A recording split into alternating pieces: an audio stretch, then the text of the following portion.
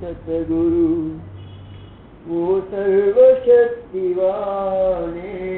दाता दयाल सतगुरु वो सर्वशक्तिवाने तेरी चरण में आया दे मुझको अब बचाने दाता दयाल सतगुरु ना मुझसे पतित कोई ना तुझसे पतित पावन ना मुझसे पतित कोई ना तुझसे पतित पावन बिगड़ी मेरी बना दे तेरे बड़ा है द्वारे दाता दयाल सतगुरु वो सर्वशक्तिवाने तेरी चरण में आया ले मुझको अब संभाले मेरी नहीं है नैया मझधार में दयाला मेरी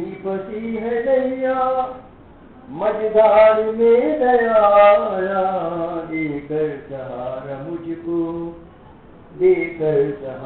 मुझको कर देना अब किनारे दाता दयाल सतगुरु वो सर्वशक्तिवाने तेरी चरण में आया ले मुझको अब बचा ले मुझको अब बचा ले दाता दयाल सतगुरु गुरुपुरी राधा स्वामी तेरा ही आसरा है गुरुपुरी राधा स्वामी तेरा ही आसरा है नंदू को अब बचा ले तेरे बड़ा है पानी नंदू को अब बचा ले तेरे बड़ा है पानी दाता दयाल सतगुरु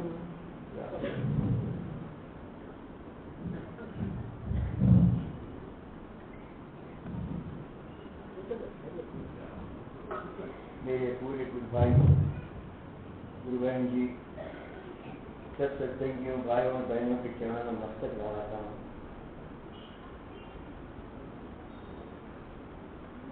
शुभ दिन है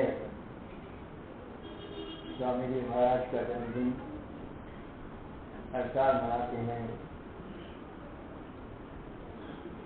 उनकी रूहानी ताकत को याद करते हैं। कई साल गुजर गए 14 में लेकिन उनका रेडिएशन अभी भी काम करता है और हमारी हर तरह से मदद करता है संभाल करता है। और संत का सबसे बड़ा गुण यही है कि वो अपने चाहने वालों को अपने शिष्यों को हर तरह उनकी रक्षा करे उनकी संभाल करे वही सच्चा संत है। मेरे भाई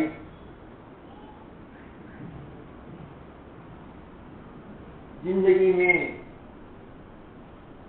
हम सब लोग एक्सपीरियंस करते हैं कि दुख ज्यादा है सुख कम है। उसका कारण ये है कि अच्छे कर्म हमसे कम होते हैं बुरे कर्म हमसे ज्यादा होते हैं और बुरे कर्म का भुगतान तो करना ही पड़ता है। कि जिसके बुरे कर्म ज्यादा हो और अच्छे कर्म कम हो तो बुरे कर्म पहले फल देने लगते हैं अच्छे कर्म बाद में आते हैं और किसी के अच्छे कर्म ज्यादा कम हो तो अच्छे कर्म फल देने लगते हैं बुरे कर्म बाद में आते हैं। इसीलिए हम देखते हैं कि एक ही मकान में पैदा हुए बच्चे जब बड़े होते हैं तो एक दौलतमंद होता है गुर्बत की जिंदगी गुजारता है। ये सब कर्मों का फल है मेरे भाई। तुलसी रेखा कर्म की मेघ से केना राम मेघ से के तो मानिए ये है गुरु का काम। एक ही गुरु है जो कर्मों को काटते हैं। मैंने इससे पहले भी आपने अर्ज किया गुरु की दो बड़ी खासियत या मसलियत ये है कि पहली वो अपने आप को हमको अपने बंधन से छुड़ा नहीं करते, हमारे दुखों को मिटते हैं, परेशानियां खत्म करते हैं और दूसरी और सबसे जो इम्पोर्टेंट पॉइंट है वो है हमें बाहर की जिंदगी से पलटा कर 10वां द्वार खोल के अंदर चढ़ने के लिए, क्योंकि हमारे जिंदगी का मकसद वही है। अगर कोई करना चाहे, अगर कोई करना नहीं चाहे तो ठीक है, उनके बारे में कुछ कहना नहीं है। अब ये सवाल ये होता है, हमेशा पूछा जाता है कि भाई हमने फला गुरु से नामदान लिया है। मिसाल के तौर पर बहुत से हमारे सत्संगी भाई हैं, उन्होंने दाता दयाल जी से नामदान लिया है, परम दयाल जी से नामदान लिया है। अब चूंकि उनका शरीर नहीं रहा और वक्त के साथ सदगुरु पूज्य श्री जी महाराज के संपर्क में आते हैं। अब लोग हम ये कभी कभी मुझसे सवाल करते हैं कि देखिए हमने इनसे नामदान दिया है, इनके संपर्क में आ गए, किसको पूछें, परमदास जी को पूछें या श्री जी महाराज को पूछें। अक्सर ये शिशुपंच हमारे दिल में लगा रहता है। मेरे भाई, मैं आपसे यही अर्थ करना चाहता हूँ, गुरु एक है, गुरु कभी नहीं बदलता है। गुरु हार मास का नाम नहीं है, गुरु ज्ञान दाता का नाम है। जो ज्ञान देता है वो गुरु है। चाहे ज्ञान आपको दादा दयाल जी से मिले, परम दयाल जी से मिले, गुरु रामदास जी से मिले या किसी और से मिले, लेकिन जिसने आपको सवाल किए, जिसने आपको नामदान दिया है, वो सच्चा गुरु है। ये दूसरे जो हैं आपके गाइड्स हैं, आपके सहायक हैं, आपको रास्ता चलने के लिए शेष करते हैं। इसलिए मेरे भाई, अगर किसी के मन में कोई अगर शको शुबा है तो मैं तो आपसे ये सजेस्ट करूंगा कि जिससे आपने नामदान लिया है, जिस पर आपको आस्था है, उनको छोड़ना नहीं। मैं बताना चाहता हूं आपको कि इष्ट को बदलने से क्या होता है। एक गांव था, उसमें 2 ब्राह्मण रहते थे, एक मंदिर में पूजा करते थे। दोनों एक ही देवी के पूजक थे, गायत्री माता की पूजा करते थे। बहुत साल गुजर गए, लेकिन उनकी हालत में तब्दीली नहीं आई, वो गुर्बत की गुर्बत रही। कुछ दिन के बाद उनमें से एक जो होशियार ब्राह्मण था, उसने तरक्की की, और जो बेचारा भोला ब्राह्मण था वो उसी अवस्था में था। तो कुछ महीने गुजरने के बाद उस होशियार ब्राह्मण ने भोले ब्राह्मण से कहा कि कब तक गायत्री का जाप करते रहोगे, जिंदगी गुजर गई, तुम्हें कुछ फायदा नहीं हुआ। देखो मैंने दूसरा इष्ट चुन लिया है और तुम भी इष्ट बदल लो तो तुम्हारा भी फायदा होगा। पहले तो बात समझ में नहीं आई, लेकिन जब 3-4 मरतबा बार जब उसने कहा तो उसने कहा कि ठीक है भाई, मैं इष्ट बदलता हूँ, आपने किसको इष्ट धारण किया है वो मुझे बताइए, मैं भी करता हूँ। बोले ठीक है।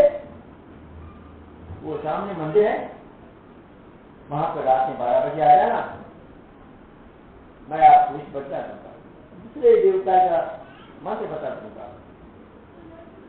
बेचारा चला गया। रात में उसने क्या देखता है कि सामने काल भैरव का मंदिर है।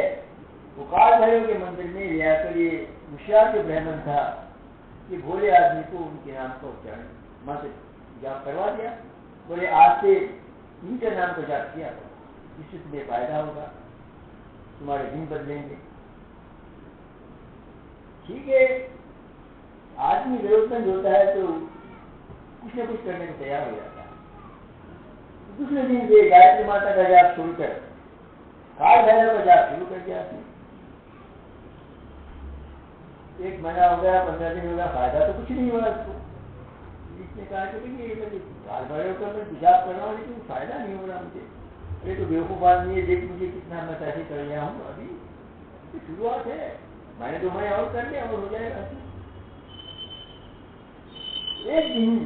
और उनका क्या था कि रात में 12 बजे पूनम के दिन पीपल के झाड़ नीचे बैठ कर काल भैरव का मंत्र में जाप करना। एक पूनम के दिन रात में ये भोला ब्राह्मण पीपल के झाड़ नीचे बैठकर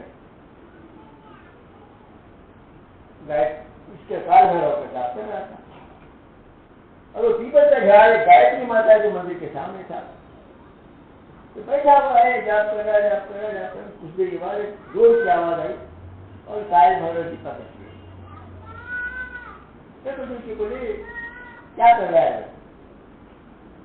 मैंने महाराज ये मैं तो ऐसा करता ये सब चीजें बता दिया। तो मैं तुझसे बहुत नाराज हूँ। बोले क्यों नाराज है महाराज? मैंने क्या गलती की है कि तू मेरे मंत्र का उच्चारण सही नहीं कर रहा है। मैं महाराज इसने जो बताया और इसने करना हूँ मैं इसके अंदर हो सकता है गलती होगी, मुझे क्षमा कर दीजिए। नहीं मैं क्षमा नहीं करता, आप दोनों को मैं सलाह देना चाहता हूँ उसके अंदर।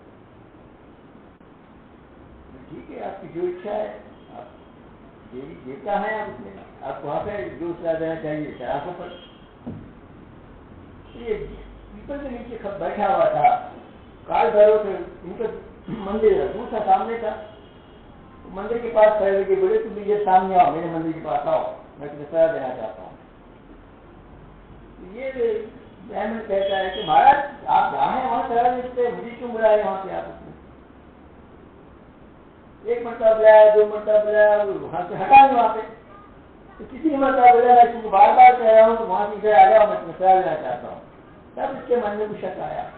बोला महाराज वहाँ सलाह आप यहीं भी कर सकते, इसने मुझे क्यों बुला रहे यहाँ पे? तो बोल पीछे देख क्या है,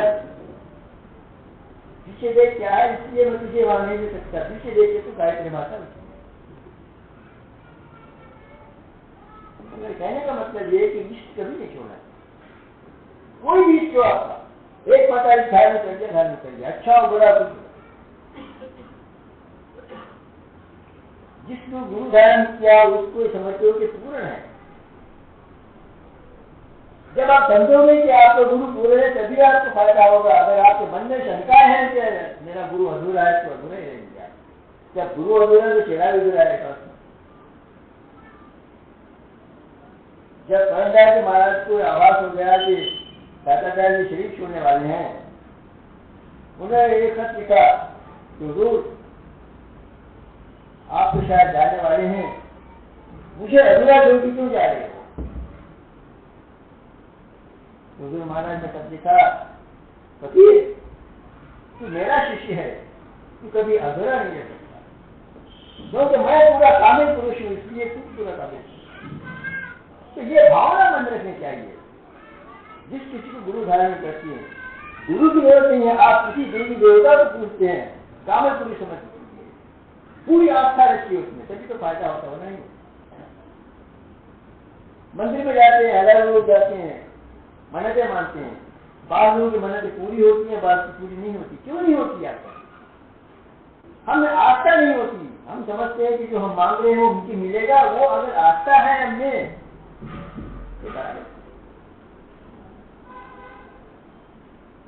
तो इसलिए मेरे भाई मैं आपसे यही क्या पूछना चाहता हूँ, जिस देवी देवता पे आप विश्वास है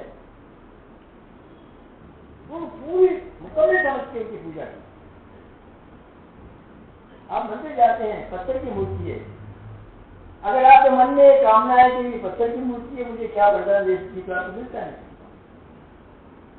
अगर पत्थर की मूर्ति में वो देवी देवता रूप समझ के आप पूछते हैं तो आप मिलता है।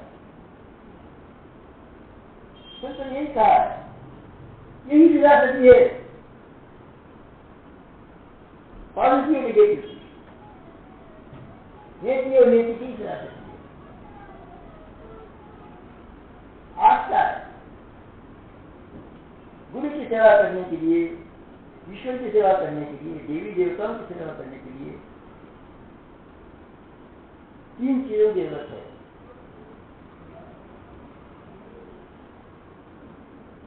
एक श्रद्धा, एक भक्ति और एक विश्वास। अगर किसी में 3 चीजें हैं, श्रद्धा है, भक्ति है, विश्वास है, तो आप जो मांगोगे वो मिलेगा। नहीं मिलने का सवाल नहीं है, लेकिन श्रद्धा तो पैदा करो, विश्वास पैदा करो। विश्वास नहीं, श्रद्धा नहीं तो कुछ नहीं मिलेगा। मेरी बात तो समझो। इस चीज क्या है, श्रद्धा होना चाहिए। जो हम मानते हैं श्रद्धा से मानते, भक्ति से मानते, विश्वास से। अब और मैं मुख्य तो बताता हूं आपको। विश्वास का ये तो हो गया। एक गांव में दो चोर थे। साहूकार के पास चोरी करके रात में माल असबाब लेके वापस जा रहे। रात के वक्त से जबरदस्त बारिश हो रही है। उसके पीछे गांव वाले निकले के पीछे पड़े मारने के लिए, और उन्होंने कभी भगवान पर विश्वास नहीं किया, नास्तिक थे। क्या भगवान क्या रखा हुआ है, इस तरह की भावना थी। तो भाग रहे गांव वाले पीछे रखते क्या रहे, आगे भाग रहे, जाते जाते सामने नदी आ गई। अब भाई नदी में कैसे जाना है, तो खत्म होने का है, अब तो आज तो मिले तो आज तो खत्म कर देंगे, गांव वाले छोड़ेंगे नहीं हमें। ठीक है, वो नदी के किनारे किनारे किनारे भाग रहे, क्योंकि बारिश ज्यादा थी। नदी जो थोड़ी छोटी सी नदी थी उसमें उफान आ गया और नदी को पार करना बहुत ही मुश्किल था, इनको तैरना नहीं आता। तो आगे जा रहे, नदी के किनारे जाते आते वहां देखे कि अब मन में एक भाव आ गई। जब उन्होंने सच्ची जी से प्रार्थना की, ईश्वर अगर हमारी अगर जान बच जाए आपको, तो हम आपसे कसम खाते हैं कि आत्महत्या भी नहीं करेंगे। मन में जो पुकार होती है दिल से, सच्चे दिल की पुकार हमारे फूल करता है। सामने जाके देखते हैं कि एक झोपड़ी है, झोपड़ी के अंदर थोड़ा दिया जल रहा है। वहां एक साधु महाराज अपने ध्यान में बैठे हुए हैं। जैसे अंदर गए, आवाज होती, साधु महाराज आंख खोली, बोले कौन है, क्यों आए यहाँ पे? बोले महाराज हम चोर हैं, चोरी करके आए हैं यहाँ पे, मेहरबानी करके आज हमको बचा लीजिए, आगे कभी चोरी नहीं करेंगे, आगे कसम खाते हैं। सब कुछ मालूम था। उनके दिल में ख्याल आया कि ये नास्तिक आदमी आस्तिक बन रहा है, मालिक की सेवा करने के लिए प्रार्थना कर रहा है, अब तो मालिक को जरूर उनकी मदद करनी चाहिए। उन्हें बोला ठीक है, आप कसम खाइए कि चोरी नहीं करेंगे, और आपको विश्वास हो गया मालिक से आपने प्रार्थना की है, इसलिए मालिक आपकी रक्षा करें। एक काम करो, नदी के पास चले जाओ। बोले महाराज सीधा नहीं आता, नदी उफान पे है, हम तो मर जाएंगे। अच्छा एक काम करो, कुछ कागज के लिख के दोनों के हाथ में दे दिए, मुट्ठी बंद कर लो और कागज पकड़ लो, और नदी है, नदी में से जैसे तुम हाथ पैर मारते हो चले जाओ, भलाई आप उसकी में ना आए, हाथ पैर मारो नदी किनारे चले आओ। उनको विश्वास था साधु बात से कि भाई ये चमत्कारी आदमी जो भी करेंगे हमारे भलाई के लिए करेंगे। हाथ में दे ली, तो नदी के उतर गए, नदी में हाथ पैर मारते हुए किनारे चले गए। रात चली, सुबह हो गई, दोनों बैठे हुए थके हुए थे, रात के सो गए, सुबह उठे, बोले कि भाई क्या है यार चमत्कार, हमको सीखना नहीं आता, नदी ऐसी है इसमें कि बाबा जी ने क्या चमत्कार किया है जो हम यहाँ नदी के किनारे पहुंच गए। तो बोले तुम्हारे हाथ में कागज, एक दूसरे देखा तुम्हारे हाथ में कागज, देखो क्या लिखा हुआ है। उसने खोल के देखा तो राम लिखा हुआ है। उसने कहा तुम देखो तुम्हारी चिट्ठी में क्या लिखा है, उसने देखा तो राम है इसमें। अरे तो कुछ भी नहीं है, बाबा जी का चमत्कार क्या है, राम लिख के लिया है, ये तो हम भी नहीं सकते उसमें। बाबा जी ने क्या है तो हम लिखने भी जा सकते उसमें। नहीं कुछ गड़बड़ है, बोले उनके पास फिर जाएंगे। इसमें पानी उतर गया था, ऐसा चलते थे कुटिया में आए, बोले बाबा जी नाम समझे थे कि आप चमत्कारी बाबा है, ये राम लिख के हमको देख के किनारे पहुंचा दी, क्या बात है, तो है कभी बोलिए। बोले बेटे अब तक तुम भगवान को नहीं मानते, तुम्हारे मन में सच्ची कामना पैदा हुई कि मालिक इस तरह बच जाए तो हम बुरा काम छोड़ देंगे। तुम्हारे दिल से जो प्रार्थना की वो मालिक को कबूल कर ली। मालिक को मुझे डायरेक्शन दी कि भाई इनको सेव करना है, मैंने कुछ नहीं कहा, मालिक का नाम लिख कर तुम्हें दे दिया। तुम्हारा हम भी कर सकते ना, तुम्हारे करने में मेरे करने में फर्क है। तुम्हारे नाम लिखने में मेरे नाम लिखने में फर्क है। तुम्हारा नाम लिखे तो ढूंढ आते थे, मैं तो नाम लिखाऊं चल गया। किस चीज का विश्वास है, इसलिए मैं कहता हूं मेरे भाई विश्वास रखो, जो कुछ होता है उस मालिक की इच्छा से होता है, हमारी इच्छा से कुछ नहीं होता। ये विश्वास रखो कि जो चीज आप मांग रहे हैं मालिक से वो चीज आपको मिलेगी, तभी तो आपका फायदा होगा। संत महात्मा वही कहते हैं, देखो भाई विश्वास करो। हम जाते हैं संतों के पास, जाते हैं, हमारा दुख रोकते हैं, ये चाहिए वो चाहिए ये चाहिए, क्या करते हैं वो लोग? उनके पास खजाना तो नहीं रहता, तो चमत्कार तो नहीं है आपको दे दें। क्या कहते भाई खुश रहो, मालिक करे तुम्हारी मनोकामना पूरी हो। जो विश्वास उनका है, जो आशीर्वाद वो देते हैं, उसमें मालिक का आशीर्वाद मिलते रहता है। वो कुछ नहीं करते। संत क्या करते हैं? मालिक का ध्यान करके मालिक से प्रार्थना करते हैं कि मालिक ये आपके पास आया है मांगने के लिए, इसकी बुराई पूरी कर दे। बुराई पूरी हो जाती है, लेकिन उसके लिए जरूरी है कि हमने श्रद्धा भक्ति और विश्वास। जब तक श्रद्धा भक्ति विश्वास नहीं होगा, राम तो बनेगा देर से, लेकिन हम जो चाहते नहीं। इसलिए मेरे भाई, मैं आपसे ये अर्ज करता हूं, हमेशा मैं सत्संग में क्या करता हूं, अपने दिल में भावना रखो कि देखिए ये अपना परिवार है, सब गृहस्थ हैं, हर एक का अपना जीवन है, हर एक के अपने कष्ट है, हर एक की परेशानियां हैं। कोई उससे ऊंचा नहीं। जिसके पास लाखों रुपए करोड़ रुपए है वो भी सुखी नहीं है, जिसके पास कुछ नहीं है वो भी सुखी नहीं है। क्यों नहीं है? क्योंकि कर्मों का फल है। पता नहीं किस जन्म में कितने कर्म किए हैं, क्या क्या कर्म किए हैं, उसका फल तो भुगतना ही है। भुगता तो कर्म करता नहीं। इसलिए संत क्या कहते हैं कि भाई जो कुछ कर लिए कर लिए, अब जीवन में आने के बाद कम से कम जानबूझ के तो कोई ऐसे कर्म मत करो जो तुम्हारे बंधन का कारण बने। क्योंकि हम सभी जानते हैं कि अगर अंत समय में हमारे मन में किसी तरह की कामना बच जाती है, कोई भावना बच जाती है, कोई चीज रह जाती है, तो हमारी आत्मा जा नहीं सकती। जहां से वापिस है वहां जा नहीं सकती। तो आत्मा क्या है? उस परम तत्व का अंश है। हमने उसे अपने शरीर में जकड़ रखा है, काम क्रोध मोह दो अहंकार से ढक रखा है। इसलिए वो बेचैन रहती है, या छोड़ने के लिए, या शरीर से निकलने के लिए बेचैन रहती है। संत क्या कहते हैं? भाई इसे साफ करो। उसका रास्ता उन्होंने बता दिया है।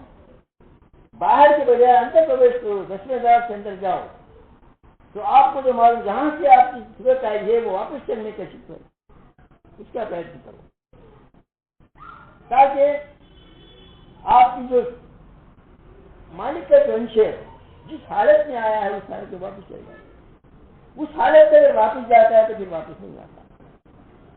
अगर उस पर बोझ पड़ा हुआ है तो ऊपर जा नहीं सकता, यही घूमते रहता है, चौरासी के चक्कर में घूमता रहता है, और ये शरीर जाता है तो दूसरे शरीर की तलाश करता है। भगवान बुद्ध के जमाने में एक राजा थे, उनको अपनी रानी से बहुत प्रेम था। एक बार ऐसा हुआ कि रानी का देहांत हो गया, तो क्योंकि लगाव ज्यादा था, वो मृत शरीर को दाह संस्कार नहीं करना चाहते थे। 1 दिन हो गया, 2 दिन हो गया, 3 दिन हो गया, राजा कमरे में मृत शरीर के साथ बैठे हुए हैं। तो पति बोल रहा है तो कैसा है, एडमिनिस्ट्रेशन कैसा चलेगा? उसी वक्त भगवान बुद्ध का वहां से गुजर हुआ। तो जाके प्रार्थना की कि महाराज हमारे राजा को दीक्षा दीजिए, ये मोह माया में फंसे हुए हैं, शरीर गई हो तो शरीर लेके क्या करेंगे, शरीर से फायदा नहीं है, आप आगे कुछ ज्ञान दीजिए। ठीक है, भगवान बुद्ध आ गए, बोले राजन अब तो जो जाना है जा चुका, शरीर चला गया उसके अंदर, अब किसको लेके बैठे हो? आत्मा तो निकल गई, शरीर लेके क्या करोगे? तुमको शरीर से प्रेम है, आत्मा से प्रेम है। बोले महाराज आत्मा शरीर, जब तक आत्मा शरीर में रहती है उससे प्रेम करते हैं, जब आत्मा निकल गई तो शरीर से क्या करना चाहिए? नहीं महाराज मुझे यकीन है कि फिर आत्मा इस पर लौट के आएगी। आत्मा जो घूम रही है फिर इसी शरीर में लौट के आएगी, इसलिए मैं इसको दास संस्कार नहीं समझ पाता। बोले पागल है, आपकी बीवी को दूसरा जन्म हो चुका है तो कहीं चली गई तो क्या देखना, आप ऐसा कैसे हो सकता है? देखना चाहता है बताते हैं, अंतर्दृष्टि खोली, देखो देख सामने देख ले बोले तो दो बकोड़ा जा रहा था, बकोड़े देखता है काले, उसके पीछे जो टूट जा रही है, देख ये तेरी बीवी है, उसका दूसरा जन्म हो गया, मकोड़े के पीछे जा रही है, तू भी रहा, उसके पीछे कहाँ परेशान होता है। इसलिए मेरे भाई जब तक शरीर है जब तक मोह माया के बंधन है, शरीर चला गया तो मोह माया खत्म हो। ये शरीर में रहते हुए, परिवार में रहते हुए जो आपकी ड्यूटियां हैं, ड्यूटी फल अदा करते हुए अपने आप को जरा ऊंचा उठा लीजिए, ताकि पता नहीं शरीर कब साथ देगा, बुलावा कब आएगा। जिस वक्त बुलावा आएगा मन में पछतावा न हो कि मैंने कुछ नहीं किया, अभी और वक्त मिलता तो मैं सो जाता था, ये करता था, वो करता था, वो चीज नहीं आनी चाहिए। शायद खत्म हो जाए क्या नहीं। तो मेरे कहने का मतलब ये कि जितने संत महात्मा अपनी राय से मत के आए हैं, स्वामी जी महाराज पैदाइशी गुरु थे, उन्होंने गुरु नहीं किया, और राय साहब जी उनकी वजह से ये सत्संग आम हुआ है, वो तो आप सब जानते हैं। एक मर्तबा हमारे निजामाबाद में एक व्यास के सत्संगी है, हमारे साथ आते रहते हैं।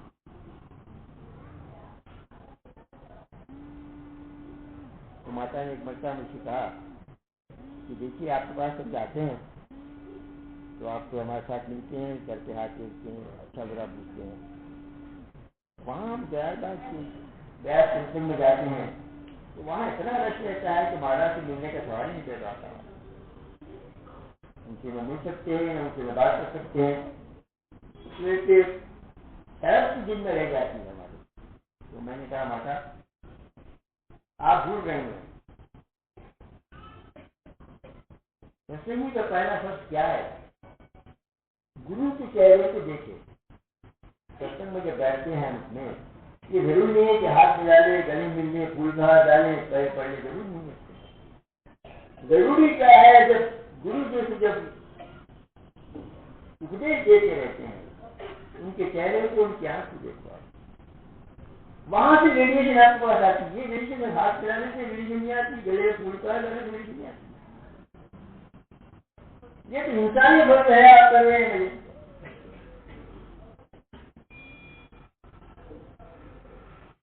तो मैंने कहा माता गलती कर रहे हैं, यहाँ मेरे पास 150 लोग आए, मैं सबसे मिल सकता हूँ, लाखों लोग आते हैं सबसे मिलेंगे आप एक काम करो, वहां जाते हैं तो महाराज जी की मैंने को देखा था, जो रुपये ही देते हैं उनकी आंख में दे जाते हैं, उससे आपको जो शक्ति मिलती है ये शक्ति की भी नहीं है। इसलिए दादा जी हमेशा फरमाते थे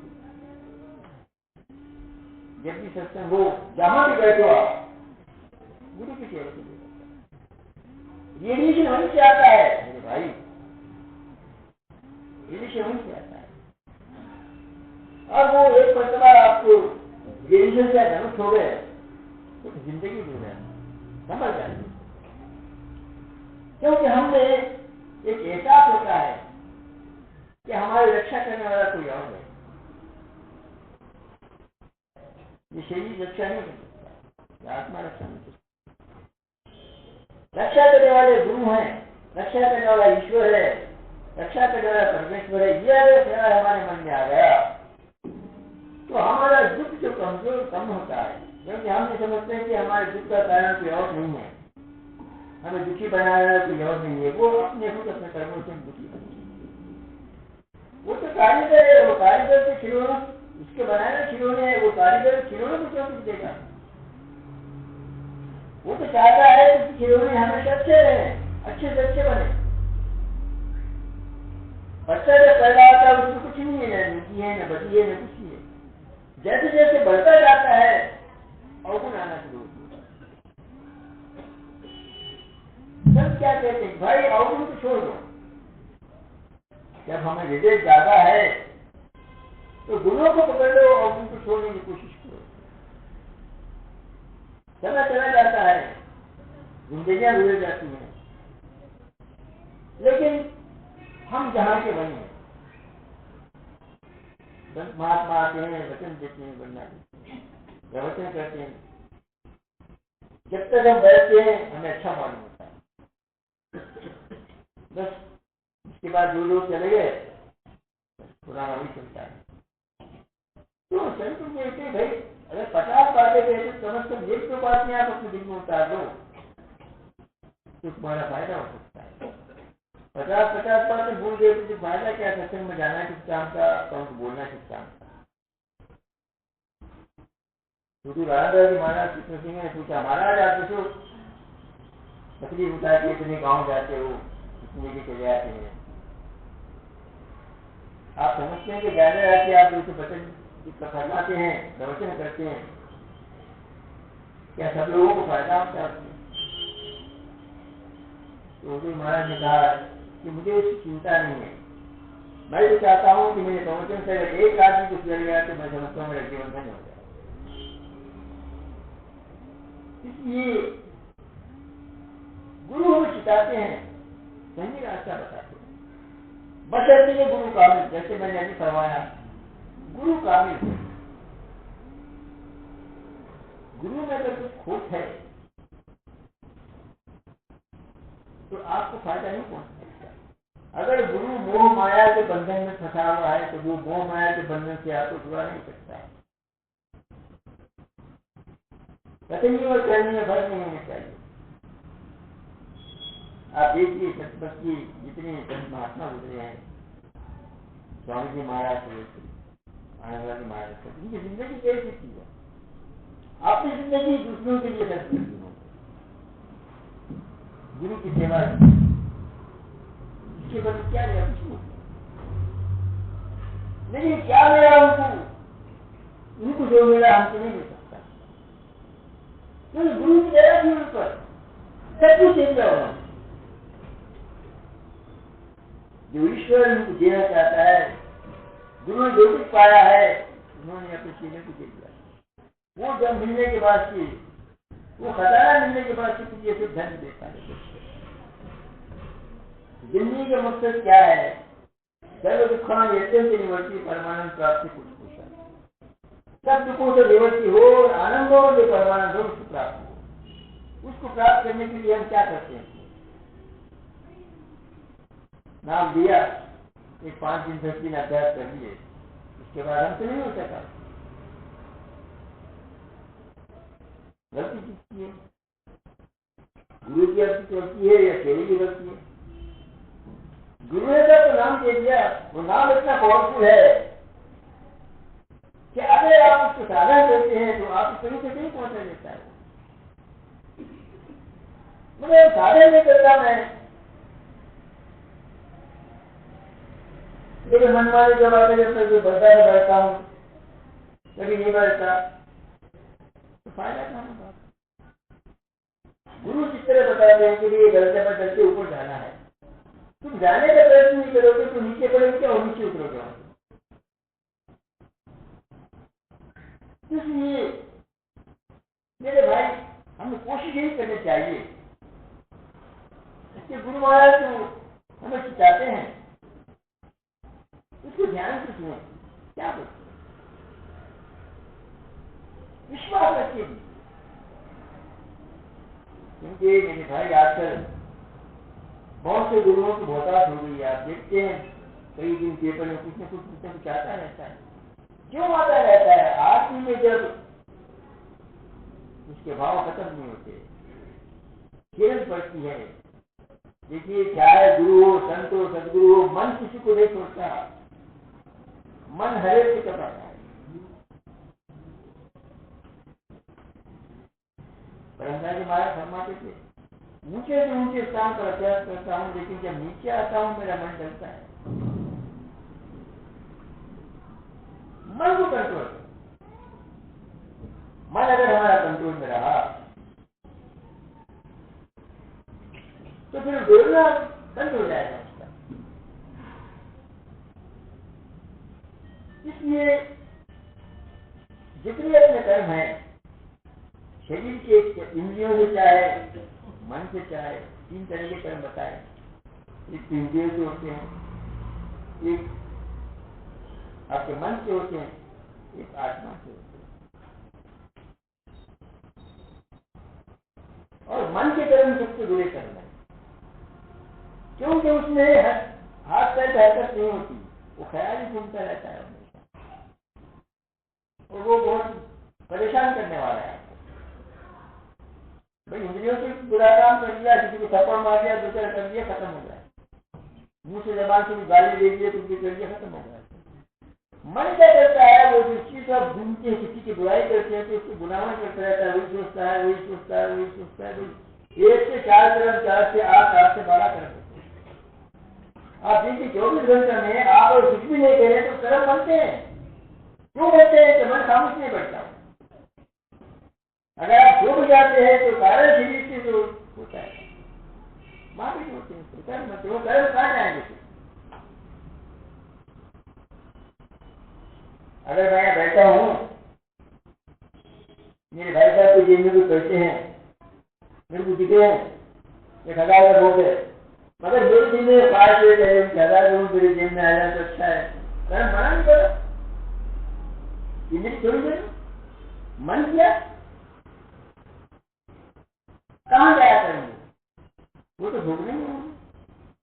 इसी तरह गुरु कहते हैं, देखो भाई कर्मों को सुधारो। महाराज जी ये किताब लिखी है, कर्म सुधारो, ये कर्म जाके महाराज उसको निगरानी करो। आप कर्म हर सेकंड हर मिनट होते रहते हैं, उसकी निगरानी करो। आप ऐसे कर्म होने पाए जो बंधन का कारण बने, क्योंकि बंधन का कारण बनते हैं तो फिर आत्मा यही घूमती रहती है, कहीं जाएगी नहीं, के चक्कर में घूमती रहती है। एक मरतबा नारायण जी का गुजर रोज से हुआ।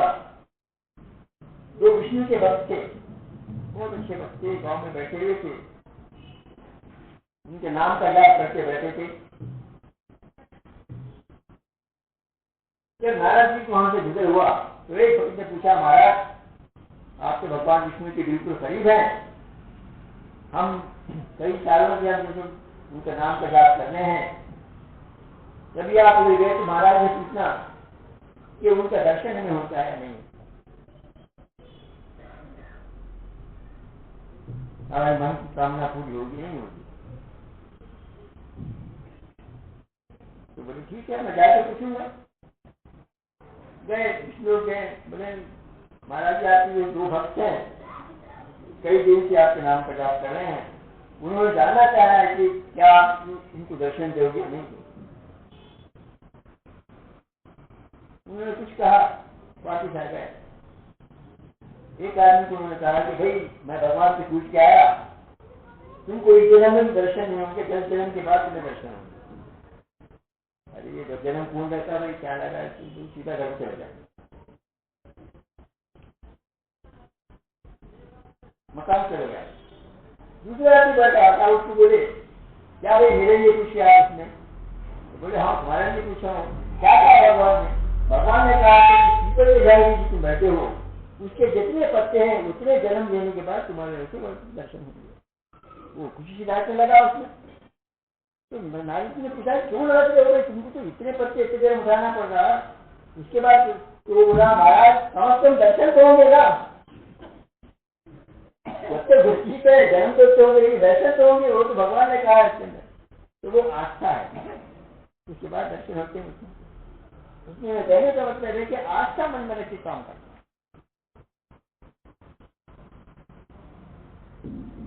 संत महात्मा आते हैं, वो जो कहती है उस पर विश्वास है, तुम्हें फायदा होता है। ये गांव में बिजनेसमैन थे, व्यापारी थे, भगवान का दिया सब कुछ था, उनके पास संतान नहीं थी। बहुत से साधु जब दूर के गाँव सबकी सेवा करते, सब खाना पिलाते, जो देना दक्षिणा देते, सब कुछ देते, ऐसा करते करते कई साल बीत गए, क्षमता नहीं। एक बार नारद जी के वहां से गाँव से गुजरे, तीनों दिन आए तो उनकी सेवा किए, सब कुछ किए। बोले क्या चलता, क्या तकलीफ है आपको? बोले महाराज सब दिया, मालिक का दिया सब कुछ है, संतान नहीं है। तो संतान है अच्छा है। तो बोले ठीक है, मैं पूछ किया, तो भगवान से पूछ के आता हूँ आपके भाग में संतान है या नहीं है। जाके पूछे, बोले नारद उसके भाग में संतान नहीं है। वो नहीं, मुझे संतान के बारे में मुझे नहीं मालूम, ब्रह्मा से पूछ रहा थे। तो ब्रह्मा जी जाके पूछते हैं तो बोलते कि इसके भाग में संतान नहीं है, इसके अंदर मैं क्या कर सकता हूँ, मैं देता नहीं उसके अंदर। वापस जाके बोलते भाई मुझे अफसोस है, आपके भाग में संतान नहीं है, मैं क्या कर सकता हूँ। मैं विष्णु भगवान से पूछा, ब्रह्मा से पूछा, आपके भाग में संतान नहीं है, मैं माफी चाहता हूँ। ठीक है महाराज, आप क्या करते देखिए, किस्मत की तरह कोई चल साबित हो जाए। तो जाने के बाद 1-2 महीने के बाद से एक नंद धर्म साधु पहुंच गए, जो मस्त रहता था, ईश्वर के नाम जाप करते रहते थे। वो साधु उनके पास आए, मकान के सामने जा रहे थे, शेर साहब को जो श्रद्धा हुई, बुलाए, खाना जो है चाय पकड़ दिए। बोले वो मांग क्या मांगता है? इसकी दिलचस्प है, दादा जी भी बोले कि वे घर में संतान नहीं है, वो कहाँ संतान नहीं है। अरे क्यों शब्द है, मांगना क्या मांगता है? तो महाराज मेरी संतान नहीं है, कई लोगों की सेवा किया, नारद जाके बोले, मैं भगवान से पूछ किया, विष्णु भगवान से पूछे, ब्रह्मा से पूछे, बोले तेरे बाद में संतान नहीं है। अरे उससे मैं क्या नाराज था, क्या 1 2 3 बोल चले भाई। वो मैं 3-4 महीने बाद 3 जोड़ों बच्चे पैदा हुए। 7-6 महीने साल के बाद डायरेक्ट फिर घूमने वाला, तो घर के सामने बच्चे खेल रहे हैं। किसके बच्चे हैं? क्या पूछे देता पूछे किसके बच्चे हैं? महाराज आपके बच्चे हैं। अरे कहाँ के बच्चे? मुझे तो बोले कि भाई तेरी संतान नहीं है, बच्चे कहाँ से पैदा हुए तुमसे? मुझे क्या महाराज बोले क्या था नाराज सारा 1 2 3 बोलते बोले मुझे बताया बोले उनको संतान कैसा है? नहीं मैं आपको तुम जाके पूछूंगा। बोले महाराज मैं सेवक हमें तो पूजा कर जा रहा, मेरी बेइज्जती कर देगी, क्योंकि नहीं है बोलते संतान कर देगी। बोले महाराज तुमने विश्वास ही करनी थी, अगर तुम विश्वास से बोलते कि संतान होगी तो मुझे मजबूर है तुम्हारी बात को रखना पड़ता। तुम शब्द शुभा था, वहीं से तुम बोले कि मैं भगवान को पूछ के आता, क्या तुमसे पूछने की पूछी? मैं तो हूँ, तुम भी बोलिए, तुम जो बोलते तो मैं जरूरी है लिख दी। इसलिए मेरे भाई ज्यादा समय आपका नहीं दूंगा आज के दिन में, इसलिए हमारे लोग बोलेंगे। मैं आपसे शुभ अवसर पर मैं मालिक से ही प्रार्थना करता हूँ कि वो हमें वो दे जिसके हम मुस्तहक हैं। हम जो मांगते हैं जरूरत नहीं है, जो वो देना चाहता है जिसमें हमारी भलाई है वो हमें दे। दाता के चरणों में प्रार्थना करता हूँ और मैं सभी लोगों से ये प्रार्थना करता हूँ कि आप विश्वास रखिए, काम कीजिए, विश्वास रखिए मालिक पर, सभी विश्वास को। और दूसरों को तो मैं नहीं कहता, मैं बताता हूँ अपना विश्वास कभी कम होता है, तकलीफ होती मुझे, बीमार पड़ता है, फिर मुझे ख्याल आता है कि विश्वास रख गया है मेरा। प्रार्थना करता हूँ मालिक को, विश्वास ठीक होता है, बीमारी चली जाती है। 76 ईयर्स है मेरी, कभी तो बीमारी की नहीं है। मालिक की देन है, इसका प्रसाद है। जिंदगी में चलती रहती है, पता नहीं कब करूंगा क्या दूंगा। इतना तो आपको आश्वासन दूंगा, जब तक मेरी जिंदगी है आपकी सेवा करूंगा मैं सबको रहा।